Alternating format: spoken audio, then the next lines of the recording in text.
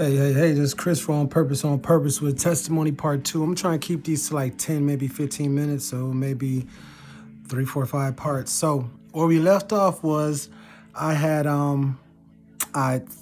thought I got away with the robbery, and I ran across the street like I had told you. I failed to put this part in part 1 when I said I stole the bike. The bike was to ride to the robbery because the stolen car was across the street in Dave's supermarket. Now, on the way out of there, there's a pizza place, and it's a pizza place and something else, like a little cellular store that just got opened up in that plaza. So there, it's broad, like I said, it's broad day. It's like 8 o'clock in the morning. It's like 8:10. So, and I was working on time because I knew I couldn't be there that long because I knew Allied Security would be there. And the man, they got long pumps, and they had some weapons that you know, my little 45 wasn't playing with them, and they had them big vests.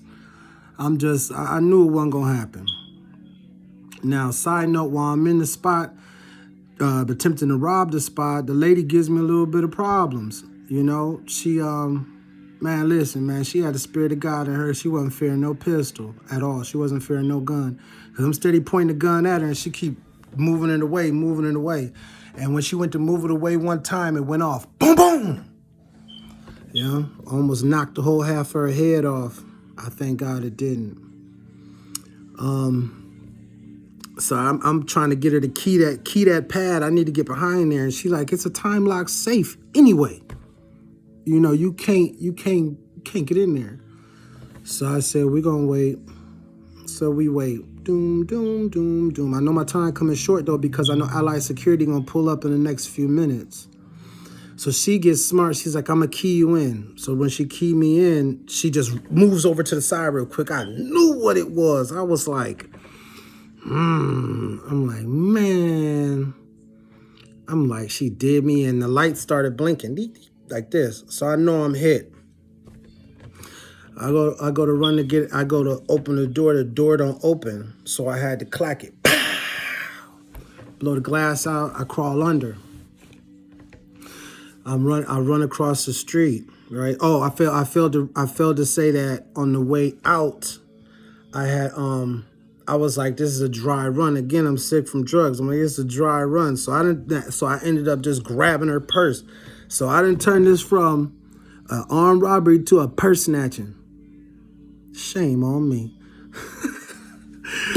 Pitiful, man. So, man, drugs, man. So, boom, I run across the street. When I run across the street, I hop in the hottie, I slide. Now, I got the hell of a plan. At least I'm thinking. I got the another car parked up on the rock, right? Up on the 30th, you know? So, boom, I slide up there. Now, it's like this, like a building, but at the time I mapped it out. It was at night, my slow ass. I'm thinking, okay, cool. My plan was to pull my getaway car around and then burn it up with some gasoline. I was watching too many damn movies, man. Cause you know, I didn't think about science, okay? So check it. Remember I told you I stole a car. So when you steal a car, you don't know what's all wrong with the car. Man, listen, I jump in the driver's side. I start throwing gasoline in there. Right? I sit in the driver's seat because there's people going up and down the street, and I'm like, damn, I don't want them to see. So I was like, I'm just going to pour a little bit of gas in the back seat, right? In the back seat, and a little bit on the passenger, not a lot. And I'm going to light it, and then I'm going to get out. God was with me. Why did I go to I didn't, no, matter of fact, I switched over to the passenger seat, I'm sorry, and I put some in the driver's seat and in the back. So I'm smelling the gas. I'm like, oh, this stink, right? So boom. This should be on one of my shaking my head stories. So it just go both ways. So I mess around, right? And I'm moving too fast for myself. The driver's side window is down, thank God. So as the same time I light the lighter, I go to open the door. The fucking door is broke. It don't open. All I hear is, and I just saw the brightest light I ever saw and smelled burnt hair. So now I break the glass, I get out the car. Car's on fire on the inside. I hear a bunch of people come out. Hey, what are you doing? Hey, I'll call the police. I'm like, oh shit. So I start running. I jump into the car. I slide all the way out. I parked the other car on like 63rd, I think 63rd down by the in the parking lot where the Big Lots was. Is that 63rd? It's where Big Lots was, right there on the west side when you're coming up off of Denison, or store. If you take a right when you hit the store, like if you're going up towards Burger King, where you got to keep on straight and you go up around the Burger King, instead when you take that first right, I'm pretty sure that's 58th, that's 62nd. No, that's 63rd. Anyway, I'm not getting caught in the details. So I'm not getting caught in 555. I'm not going to get caught in the details of that. So now I park that car. I run all the way back, kind of jog it all the way back to my house on 56. So I'm sitting on the porch. I go through the lady purse or whatever. I grab all the money out. You know what I'm saying? I call, I get some drugs, boom. And now I'm saying like, damn, that wasn't enough to make no move. Now I got to make another move, you know? But I didn't kind of like exhausted a little bit of my remedies, like exhausted all my avenues. So I'm like, damn, I got to wait till it's dark. I got to steal another car. I got to figure it out because I need another way to move around. Plus, I really ain't trying to be out in the daytime because I've been doing the most. I'm not really a daytime cat. I've been doing the most. I move at night. So I'm sitting on the porch, and it's this green Cadillac keeps circling the block. Like, I stay on 56 right on the corner on the bottom end. I stay on 56 a store. So you can see cars going up 56 from right where I'm at, and then you can see them go down and turn up or down.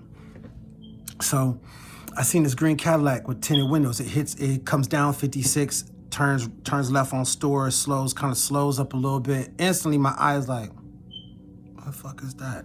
Because like I said, I've been doing the most. So now I'm like, man, damn. You know, because I'm really out here on the porch because I'm trying to think. I don't really want to go back in the house. I smell like gasoline. I don't really want to go back in the house because I'm going to have to answer to that. Like, she going to be like, boy, what the fuck you been doing? My old lady at the time, God rest her soul. So, the car goes down. It goes up 58th. No, it goes up. Matter of fact, I'm sorry. It goes down 58th towards Lorraine and Clark, towards that way. So I'm like, oh, okay, maybe I'm just tripping. I'm tripping. Don't nobody know I did that shit. Don't nobody know I did that. I'm smooth. I'm a smooth criminal. The whole beat, Michael Jackson, all in my head, man. The whole lean and everything with the hat. I thought I was that. For real. So next thing you know, I hear the car comes up again. I'm like, oh, fuck, it's the same car.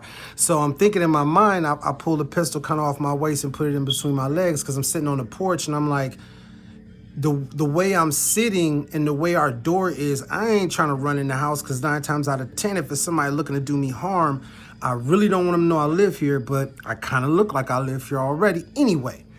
So they fly down. So I'm like, okay, something's with that. Something's with that car. So then I seen them go up like they're going towards Denison on 58th. So I'm like, man, that's the police. I'm like, damn, man, I'm hot.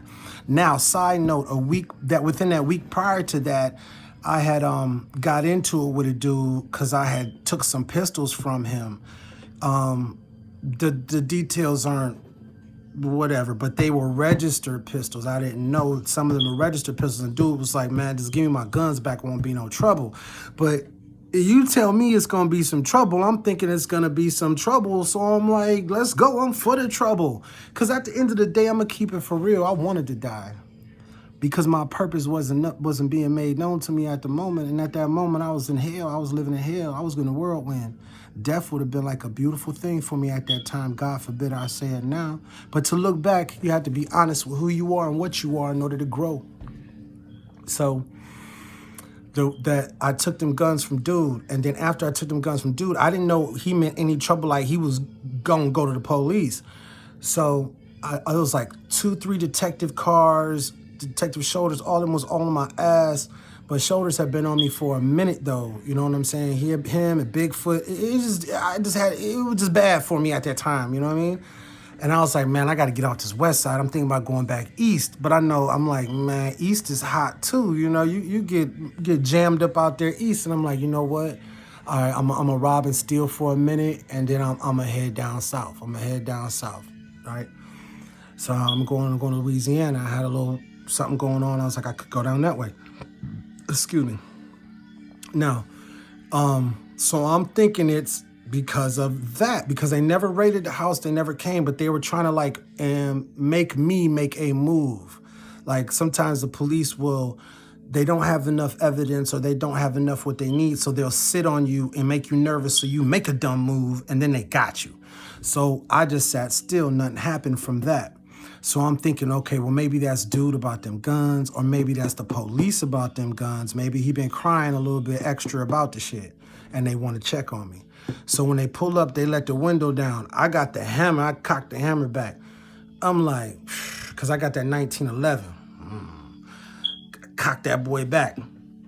I'm aiming right at the driver. You know how porches have that part, like that railing, and it's a closed-in porch, but it doesn't have the windows. So they can't see what I'm doing, but I'm aiming right at dude. And as soon as he make a wrong move, I'm going to turn his TV off. I promise you. At that time, I promised you. He like, hey, man, you know I can get a little something? I was like, what? I'm like, man, get the fuck out of here. Don't nobody know you, man. Like, beat it, dude. So he slide. Then it's like, ping, police, they on me. My slow ass. So I get up instantly, start walking down the street. I'm like, shit, I got to get off this side of town. So I'm walking on the bus route. I'm like, the first thing smoking come, I'm jumping on it. I'm going downtown. I'm gonna sit at Tower City, or I'm gonna ride the Rapid until it get dark, and then I could do my business again. So, man, I'm walking down the street. I went to Brown's. I think I got a pack of squares and some beers, some shit like that. I can't remember, something insignificant. And I'm coming back, I'm on my way. As I passed over 50, what street is that I passed over? It's not a number street, but anyway, as I passed over the street in between my block and the Brown's store block, I see this red Taurus sliding up slow. Now, remember, I tell you, I'm doing the most. So now I done took the pistol, kind of like I'm leaning like I'm playing with the bag. I done took the gun out and put it under the bag. Like, hey, man, I'm not going to make it easy for you. If you want to knock my life out my body, hey, man, we're going to have to make a trade. So they see me. They like, like that's all it sounded like. They just gunned it. So I'm like, oh, yeah. I cocked that baby back again. I'm like, okay, let's go. Man, as soon as I get like in the yard close to my yard, the yard next to my yard that shared the yard with my little building, because my house was like a side-by-side duplex. They jumped the curb. Boom, boom. When they jumped the curb, this chunky white dude jumped out with some like round glasses. He had a ponytail. He upped this slide so quick. He had a 20 gauge pump slide. Shack. Doom. Cleveland police, get on the ground. Man, listen, I pulled the best Usain Bolt I could. And at that time, I was chunky too, but I was wiggling. I was gone. So I'm running. I tossed the pistol. When I tossed the pistol, I tossed it towards, I tried to toss it in the yard where I knew was a bunch of dogs at. Right? That was like right behind me, but because it was my apartments, then it was a little house in the back on that property.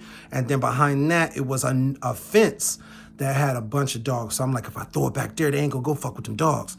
So boom, I hear it hit the fence post. Boom, bang, right down on my side. I can't stop though, I'm wiggling, I'm moving. So I come around in between the house and I'd have made my way onto 58th. And I don't know how. Well, I know how. They got a two-way radio, my stupid ass. As soon as I bend the corner, I'm looking at nothing but the barrels of pistols. Get on the ground, please run. That's what dude said, who the first dude with the gun, with the pump, he said, please run. Please run. I'm like, shit, I ain't did nothing. So I get down. They take me back to the house. They find a bunch of paraphernalia, some needles, a little bit of dope, just a bunch of half a box of bullets, which I'm happy that they weren't the same, you know. But we ain't even gonna get into that anyway. So the agreement that me and the woman that I had at the time, God rest her soul, was that because I was in the street, I was doing what I was doing, but she was loving on a bad boy, and she was like an angel to me. I'm not even gonna lie to you.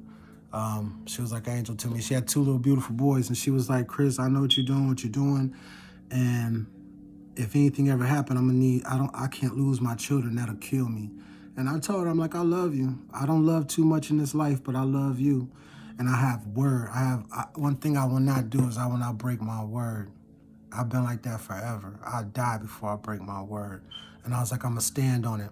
So when they brought me back in there, they found all that stuff. They pulled me to the side, trying to pull the tactic. We're going to take the kids. We're going to take the kids. We're going to tear the house apart. Tear the house apart. You already did. They're going to take the kids. And then, you know, and sure enough, here come the lady from CSB. She talking to them. I say, hey, come here, man. Those are my drugs. You know, I said, man, how can we stop this with these kids, man? Them are my drugs. That she didn't know nothing about that, man. You know what I'm saying? He like, you gonna take out for them drugs and all the paraphernalia? Yeah, what about the robbery? I don't know nothing about that. I don't know anything about that. But I know about these drugs and this paraphernalia. That's mine. Boom, so I go down, she cool. So I ended up going to the 6th district. While I'm in the 6th district, they they putting your boy through the ringer as far as like, cause I'm sick as shit. I'm like, man, I need some help. I'm like, I need someone to die. They like, you'll be all right. Get that shit out your system, buddy. There's no better way to do it than cold turkey. So boom, finally I'm laid on the floor shaking, throwing up. They send the nurse in. The nurse gives me like a Tylenol and something to calm my stomach. I get mad. I'm like, B-word. I'm like, this ain't that. I need something. They didn't happen. So they take me from there. They still ain't get what they wanted to get out of me. They want to know, did I do the robbery? I'm still like, I don't know what you're talking about. So they take me to the city jail. Now I'm about 2 days in off of about a 10-year run of shooting dope. So I'm like 3 days in my sickness. I'm talking about I'm living on the toilet and got my head in this little bag that they gave me lunch in. You ever try to vomit in a brown bag?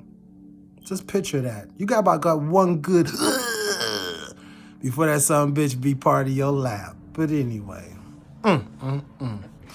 Got to love the good old days. Oh man, that's crazy. But so I'm in the city jail, and anybody knows who's been to the city jail? At least I know the one in Cleveland. Have I been to the city jail up here? No comment. All right, but the city jail in Cleveland, it's like, if you want to know what that is like, go to your nearest porta potty, right? The one that's been frequented by everyone. Go in there and get your good whiff. Get you one of them. To your eyes crossed. Yeah, man. Get high on that butt funk. Jesus Christ. And then sit down. And not on the seat either. Ugh. And imagine being sick from drugs, opioids. See, when you're sick from opioids, you're like a pregnant woman. Everything you smell will make you die and vomit. You can see something and not even smell it and think you smelt it and vomit. So while I'm in there, I'm trying to keep this short. I'm going to try probably 25 minutes, so it's going to be more parts. So while I'm in there, I'm hearing all these, they bringing back the same type of dude, big black dudes. And dude's like, yeah, man, they said I fit the description. I fit the description of a robbery, so they pulled me over, da-da-da-da-da. And I had some this in the car, I had that in the car. So I'm like, laughing in my head like, oh, shit, they looking for me and got them. I'm like, well, shit, better them than me, huh? Better them than me. That's what I was thinking then. So as I was walking towards the front to use the phone, because I hadn't got my phone call, I think they was they let us have another, something to that effect. I went to go use the phone. And no, I hadn't used the phone yet because I was sick and they were trying to see if I had to go to the hospital or not. Because I was trying to get them to take me to the hospital. But they were like, you ain't dying. So as I'm walking by, yo, Fee. He like, hey man, what the fuck did you do? On the low. And I'm like, nothing. He like, hey man, you know what I got going on. You know what I got going on, boy. He like, they just came in the spot, ran in the spot looking for you. And you know what I got going on. And you know who I got it going on with and for. I'm like, damn. So that rotates in my brain. I go use the phone. I come back, And I'm like, man, in my mind, I'm like, well, if I say I did it, they ain't gonna let him go. Is they gonna let him go? So I sent him a kite. You could pass kites. Anybody knows, I shot my car. Hey, pass that dude. Pass later. So we can't really write. You ain't got nothing to write with in the city. But I ended up, people be having the weirdest shit. Like, dude across from me had everything, Spanish cat. And I ended up later, 12. I ended up later knowing dude down the road, and he had everything down there. I'm like, how the fuck you get this dude had a mini little, like a little thing. You could tell he did a lot of time before though. I don't even want to know how he got it in there. He had one of them little seg pens, the plastic straw with the, I'm like, yo. So I wrote on there like, you know what I mean? Like we chopped it back and forth for a second. I sent the pen back and forth, we chopping it. And basically, he like, they ain't got nothing on me, but, the more time I spend here, the less time I can, I don't got time. I'm away from my life. You fucking me up, And he's always been a good nigga to me. Always been a real good nigga to me, even though he knew I was running around here taking shit from people, you know what I'm saying, and busting people in the head. He never once played me scary. He never once, anytime I came, you know what I mean, to holler at him, hey, I know that's what you do, but I'm not worried about it. And I love that that he didn't show no fear. And he was always my guy, and he went to bat with me a couple of times, you know what I'm saying? We actually got in a couple little bang outs. We backed out. It was back to back. So he had my respect. And so I just told him, like, man, I'm not finna have them all in your business like that, man, because, I guess a sense of honor in me, man, as far as that code go, I was like, man, I'm going to take my weight. I'm going to stand on it. So I was like, yo, I'm like, IG. Let me talk to the detective, man. So like, detective, like, finally when I get down there, he like, what you want to talk about? I'm like, yeah, I'm a cop to it, man. He like, cop to what? I robbed the spot. He like, with who? I'm like, I ain't had nobody with me. I'm like, did you see anybody with me? There's cameras everywhere. I ain't got nobody with me. I'm copping to it. He like, all right, boom. So I end up copping to it. Now, the whole time I'm in there, I'm like, well, let me call my mom because I know I'm about to be jammed for a minute. So I call my mom. And I'm like, hey, Mom, how you doing? She like, hey, babe, how you doing? And I'm like, shit, not too bad, but not too good. I'm like, she's like, well, when I'm going to see you again? I'm like, probably not for a while. And then she was like, quit playing. I'm like, I'm in trouble. I got jammed. And she like, jam doing what? I'm like, I'm not even about to talk about that right now. Because really, I'm sad now. Because I'm like, damn, I'm not going to be able to get high anymore. Ain't that weird as fuck? That's all I cared about. I wasn't going to be able to get high no more. I didn't care about I was leaving my lady out there. I didn't care about I had X, Y, and Z trying to kill me. I didn't care about this. I ain't going to be able to get high no more. I ain't going to be able to run the street no more. I ain't going to be able to shoot this pistol no more. That's all I was caring about at the time, I really thought I was leaving a footprint on the street.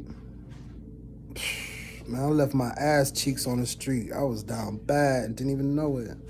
So I'm like, man, hold on. I told the detective, man, tell my mom I'm down here jammed. And he like, yeah, we got him down here. We got him on aggravated robbery and grand theft auto. You know what I mean? And side note, I was out on bond for 2 undercover sale cases at 2 different times. One was a counterfeit controlled substance, and the other was, possession of marijuana and a counterfeit controlled substance of crack cocaine. I had sold like a basket, which is an 8 ball. I sold like an 8 ball of some wax and some Orajel to some this weird looking white dude on my block. I knew he was the cops too, but I was like, they got to catch me when they can. They kicked my ass behind that shit too. Beat me down behind that one. Yeah, I ain't learned my lesson for real after that. I mean, I know now, but man, listen, I was still going tough.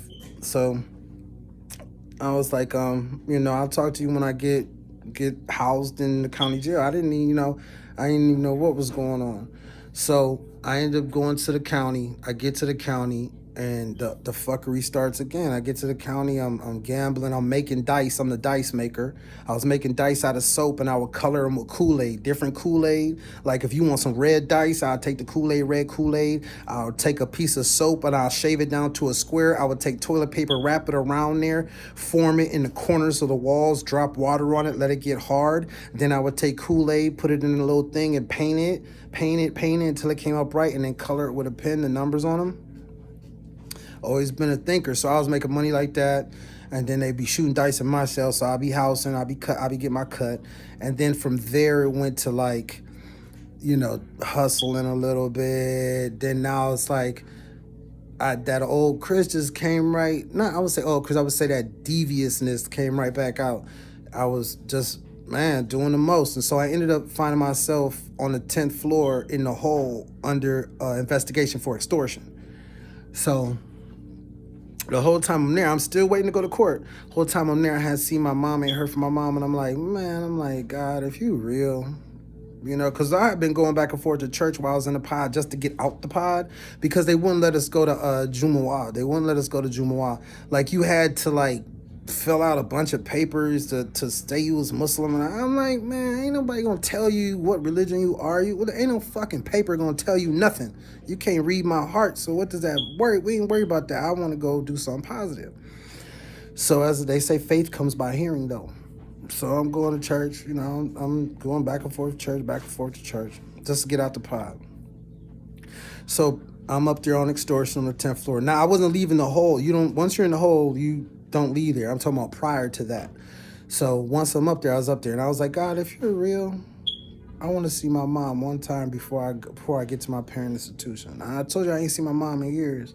So you know how you older people, like your older people, like your moms or your dads, they got them 2-3 outfits that they know that they doing they shit. They know that's they business. I'm finna tear your ass up when I go in this office, or this is my power suit.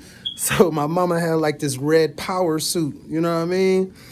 And I remember, and the game they play is that they'll call you down to court, then cancel your court date, and then instead of giving you a hot meal, they'll give you this little raggedy ass bologna sandwich. In Cleveland, we call it a cop-out sandwich, because a sandwich is so fucked up that if you eat it more than 3 or 4 times, you will beg to get your time to get the fuck out of there. You'll cop out. It's a cop-out sandwich.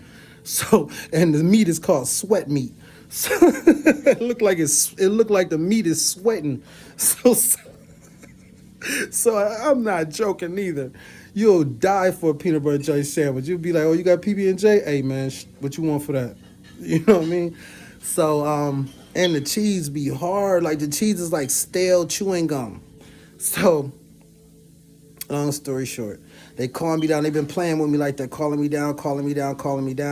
I'm still in the hole. I spent like damn near 14 days, 2 weeks in the hole. So finally, boom, I get a court date. I'm like, God, if you're real, I want to see my mom one time before I go to my parent institution, because I know I'm going down the road and I'm not going to put that burden on her to try and make that trip. And she was in Akron at the time, and I was in jail in Cleveland, so she ain't had no car. And when, you know what I mean, 9 times out of 10, man, whatever me and my mama going through, we going through. Not saying my people don't love me, not saying that they don't love us, but the way I was raised is the way it works. You know what I'm saying? You got a problem, you fucking handle it. You don't want to go crying and whining to nobody else. So at least at that time, I realized now that pride keeps us from reaching out and asking for help. So I look down out the window, no lie, and I'm all the way on the 10th floor. My eyes, I ain't got bad eyes now, damn it, but I ain't got good eyes now. So, but I see this little bitty lady with this red dress on. I said, that's my mama. So I get to court.